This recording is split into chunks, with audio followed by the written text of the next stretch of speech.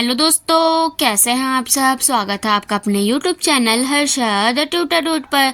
तो दोस्तों, आज हम इस वीडियो में पढ़ेंगे कक्षा 7वीं का पाठ 14, जिसका नाम है भारत बंजाही नंदनवन, और इसके कवि है कोदूराम दलित जी। तो दोस्तों, अब हम चलते हैं पद्यांशों की व्याख्या की ओर। इसमें पहला है, हे नव भारत के तरुण वीर, हे भीम भागीरथ महावीर, जन भुला अपन पुरुषारथ बल, खड़हर म रच अब रंग महल। तो इसका संदर्भ आएगा, ये कविता की पंक्तियां हमारी पुस्तक भारती के पाठ 14 भारत बंजाही नंदनवन नामक कविता से ली गई है। इसके कवि कोदूराम दलित है और इसका प्रसंग आएगा, कवि ने इन पंक्तियों में देश के जवानों से आलस छोड़कर मेहनत करने की बात कही है। और इसका अर्थ आएगा, कवि कहते हैं कि हे नए भारत के जवान वीरों, हे भीम भागीरथ और महावीर के समान शक्तिशाली वीरों, तुम अपने पुरुषार्थ बल को कभी मत भूलो। तुम खड़हर में रंग महल का निर्माण करो। इसी प्रकार दूसरी कविता है, ये राज तोरे सरकार तोरे, ये दिल्ली के दरबार तोरे, हे स्वतंत्र भारत के नरेश, जन जन के जल्दी हर कलेश।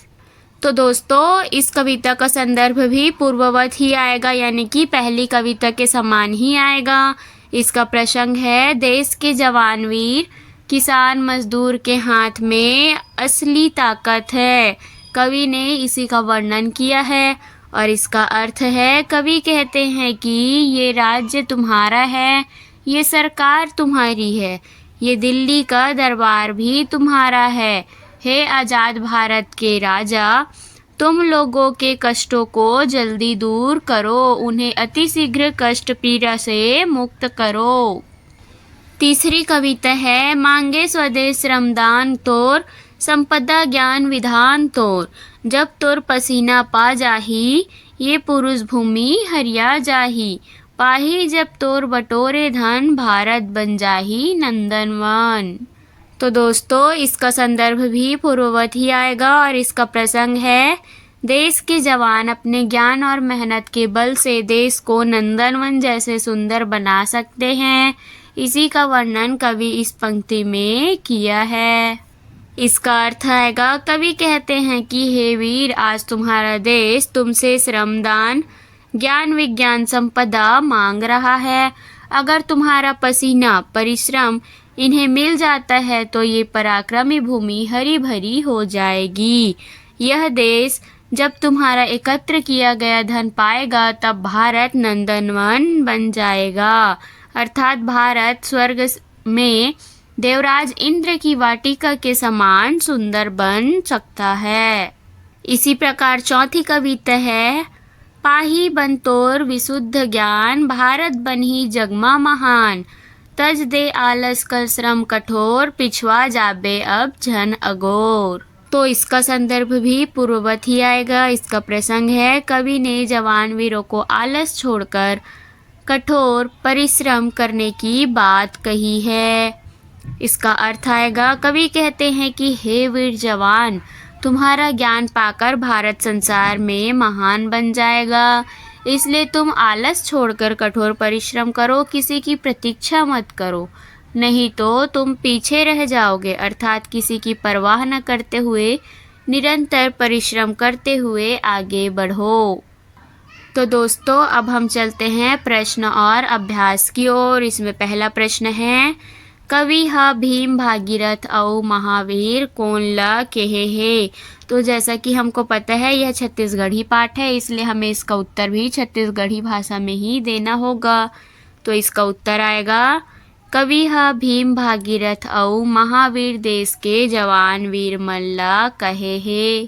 प्रश्न 2 है, देश नौजवान मल्ले का मांगत है। तो इसका उत्तर आएगा, देश ह नौजवान मल्ले मेहनत श्रमदान मांगत है। तीसरा प्रश्न है, खड़हर मा रच अब रंग महल मा, छिपे भावला समझाओ।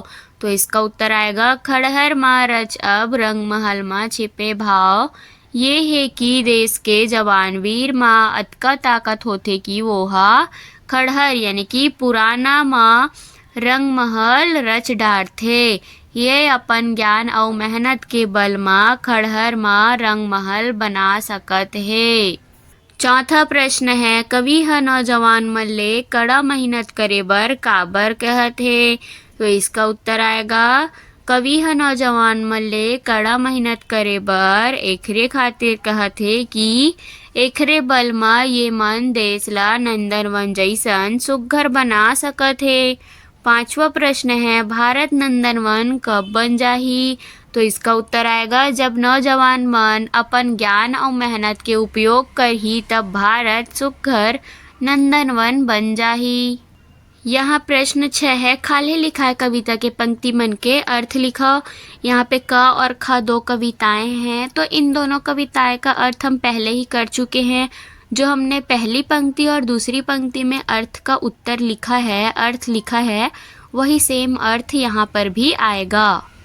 तो दोस्तों अब हम चलते हैं पाठ से आगे की ओर। इसमें आपका पहला प्रश्न है, तुमन ला अपन जीवन माँ कभू भीम, भागीरथ, महावीर के पत्र के किरदार निभाए के मौका मिलही त तीनों में से काकर किरदार निभाना पसंद करहु और काबर। तो इसका उत्तर आएगा, हमन ला अपन जीवन माँ कभू ये किरदार निभाए के मौका मिलही त तीनों में से मैं हाँ भागीरथ के किरदार निभाना पसंद करहूँ। काबर की भागीरथ अपन संकल्प व साहस से असंभव काम ला संभव कर डारिस और हमन ला कठिन काम ला सरल बनाए के बल मिलथे। तो दोस्तों प्रश्न 2, 3 और 4 आप स्वयं लिखेंगे। आप प्रश्न को पढ़ते जाइए और जैसा आपको उत्तर सही लगे आप अपने इच्छा अनुसार लिख सकते हैं। तो अब हम चलते हैं भाषा से की ओर। इसमें आपका पहला प्रश्न है, ये शब्द मन के हिंदी रूप लिखो। हमें कुछ शब्द दिए हुए हैं, हमें इसके हिंदी रूप या मानक रूप लिखने हैं। पुरुषार्थ पुरुषार्थ, अगोर प्रतीक्षा करो, कलेश कष्ट, झन मत नहीं, पिछवा पिछड़ना, पुरुष भूमि कर्म भूमि, विशुद्ध विशुद्ध। प्रश्न 2 है, समान उच्चारित शब्द लिखो, यानी कि समान उच्चारण वाले शब्द लिख रहे हैं। स्वदेश संदेश परदेश, वीर तीर चीर, तोर मोर चोर, विशुद्ध अशुद्ध, महल चहल पहल। इसी प्रकार प्रश्न 3 है, खाले लिखाए शब्द मन के उल्टा अर्थ वाले शब्द लिखो। यहाँ पे कुछ शब्द दिए हुए हैं, हमें उनके उल्टे अर्थ वाले शब्द लिखने हैं। जैसे कि गुण का होगा अवगुण, आगू का पाछू, करू का गुत्तुर, खड़हर का महल और नरेश का निर्धन, और आखिरी है विशुद्ध का शुद्ध। तो दोस्तों इसी के साथ साथ हमारा यह चैप्टर भी हुआ कंप्लीट। आने वाले और नए वीडियो देखने के लिए चैनल को सब्सक्राइब कीजिए और अपने दोस्तों के साथ शेयर कीजिए।